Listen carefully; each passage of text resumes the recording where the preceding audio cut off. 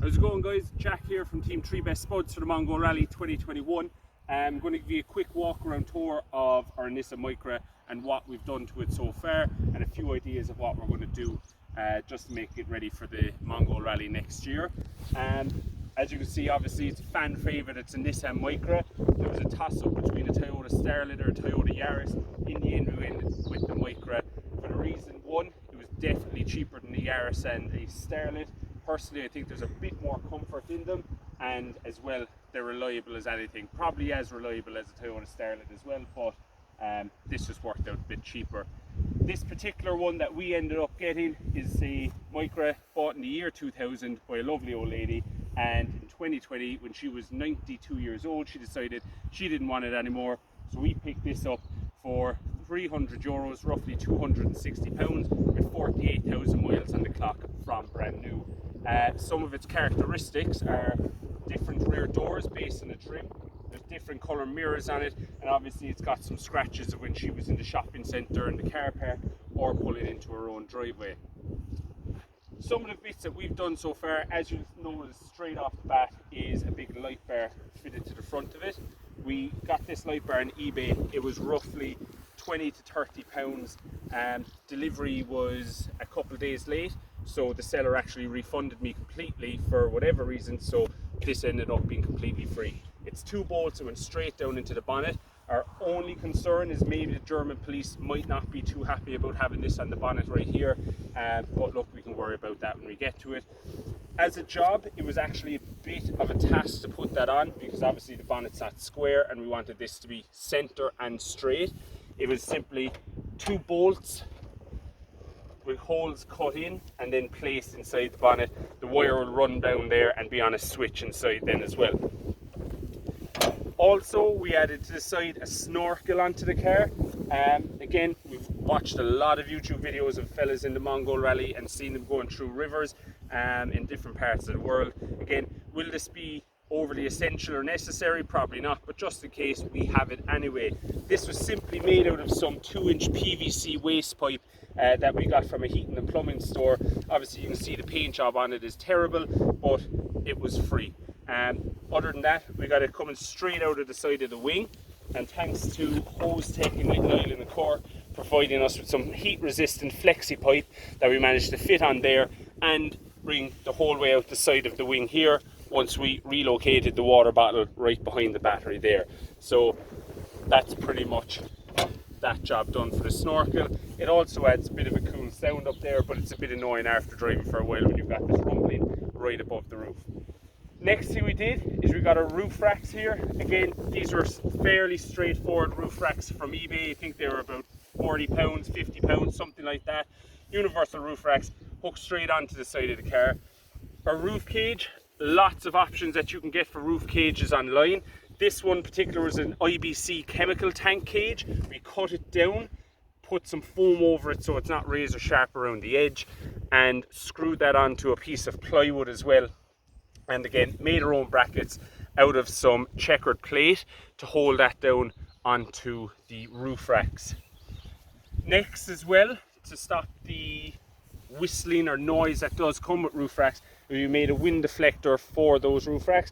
This was a sheet of thin PVC, and all you did is glue it together, cut it in shape, and again taken some checkered plate, hammered and bent it into place, and bolted that all together as well. Some extra additions that we've added to the inside of the car are cup holders, again because Nissan Micras in the year 2000 were fairly basic, so they didn't come with cup holders. And also we added in a switch panel inside, which will help us with all our lights. So that'll be our light bar, a front spotlight, a rear spotlight, an auxiliary fan onto the radiator, and also a megaphone. As you can see with the roof cage here, we've got loads of space. Just keeping the spare tyre on here for now, you'll see why in a minute. Also, we're going to have 2 jerry cans, and we're going to keep 3 tyres in the middle. We'll keep our camping gear and our tools and everything inside it. Again, got an LED spotlight which we're going to fit up here at the corner. that's just going to be for when we're camping, just to provide an extra bit of light. If we're camping at night time, we'll have a super bright light. We have one of these for the front here and one of these for the back for the exact same reason. Again, these were about £12 on eBay and pretty much free shipping from China, so they work, but how long they'll work is another story again.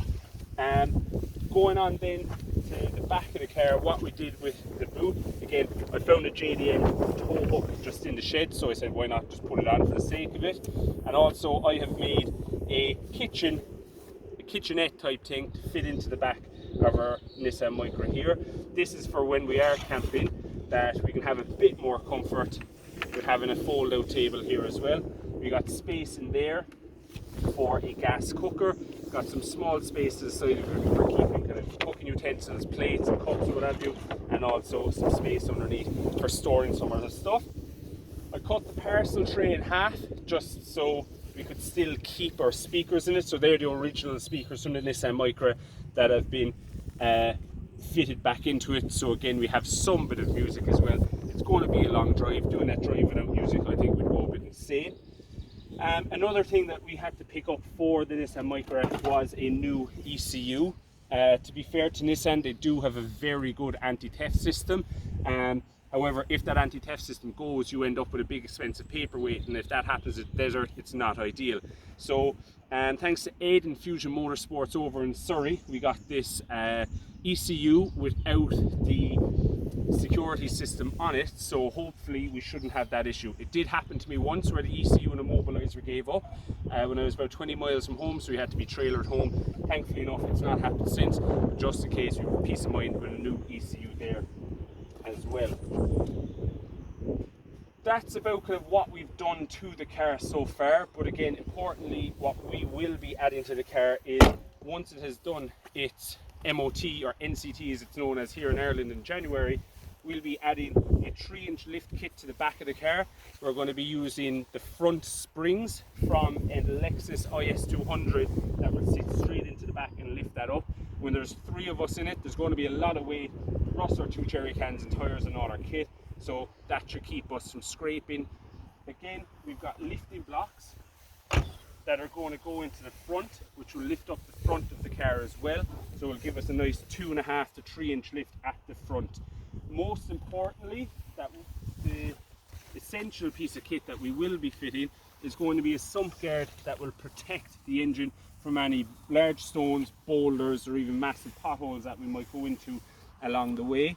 And also we are getting wheel spacers to add on some autograss gravel tyres, which will extend that out, and then finally top off the look and make it a bit crazy. There's going to be some extended wheel arches added onto that.